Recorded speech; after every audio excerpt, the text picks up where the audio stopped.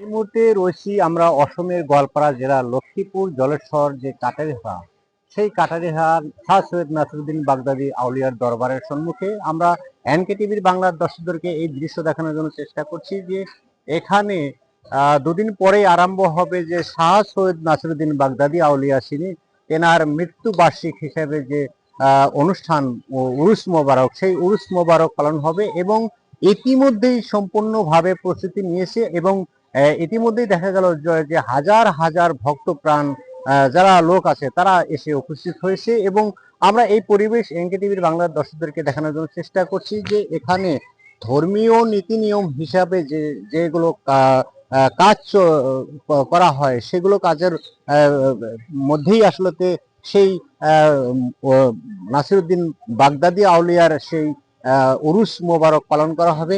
এই সম্মুখে দেখতে পাচ্ছ যে তেনার মাজার রয়েছে, সেই মাজার শরীফের সম্মুখে ইতিমধ্যেই বিভিন্ন জায়গায় থেকে শুধু অসম নয়, পশ্চিমবঙ্গ থেকে, বেঙ্গল থেকে, বিভিন্ন রাজ্য থেকে এখানে লোক এসে উপস্থিত হবেন এবং হাজার হাজার লোক এখানে উপস্থিত হয়ে তার জন্য মাগফিরাতের দোয়া খয়রাত করা হবে এবং এইবার যারা কুমুটি লোক তাদের পক্ষ থেকে বিভিন্ন ধরনের নিষেধাজ্ঞা এখানে দেওয়া হয়েছে। এই দেখতে পাচ্ছ যে এখানে সাইনবোর্ড দেওয়া হয়েছে যে মাজার শরীফের সম্মুখে সিজদা দেওয়া নিষেধ এবং টিকটক ফটো এবং ভিডিওগ্রাফি করা সম্পূর্ণভাবে নিষিদ্ধ করেছে, কেননা এই ভিডিওগ্রাফির জরিয়তেই বিভিন্ন যে যেগুলো কলাকৃষ্টি সেগুলো আসলে প্রকাশ করে বিভিন্ন সময় বিতর্ক সম্মুখে পড়তে হয়েছে, যার জন্য এবার সম্পূর্ণভাবে নিষিদ্ধ করা হয়েছে। আমরা সঙ্গে সঙ্গে এই জায়গায় যারা কমিটির লোক বা যারা সদস্য তাদের সঙ্গে আমরা কথা বলার জন্য চেষ্টা করব।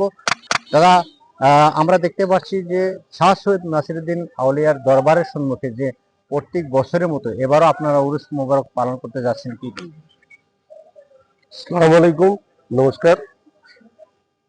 আগামী 21 তারিখ সকাল 10টায় পতাকা উত্তোলনের শুরুর থেকে আরম্ভ করে 91তম উরুস মোবারক আরম্ভ হতে যাচ্ছে দুদিনিয়া কার্যসূচিতে। 10 তারিখে 21 তারিখ সকাল 10টায় পতাকা উত্তোলন হবে, তারপরে কার্যসূচি শুরু হবে 22 তারিখে মোনাজাত। দুদিনিয়া কার্যসূচি হিসাবে যেটা ইসলামিক নীতি নিয়ম এবং ধর্মীয় যেটা নীতি নিয়মের মাধ্যমে কার্যক্রম উদযাপন করা হবে।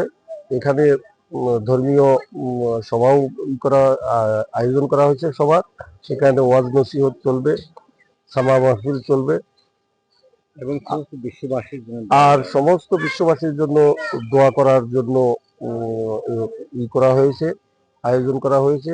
আর সকলকে আর একটা অনুরোধ করা হচ্ছে যে মাজার এলাকা বা ওই ধরনের এলাকায় ভিডিওগ্রাফি, টিকটক এবং ফটো উঠানটা অনুরোধ করা হচ্ছে তারা যাতে এই ধরনের ঘটনা না ঘটায়, অবাঞ্ছিত পরিস্থিতির সৃষ্টি না করে।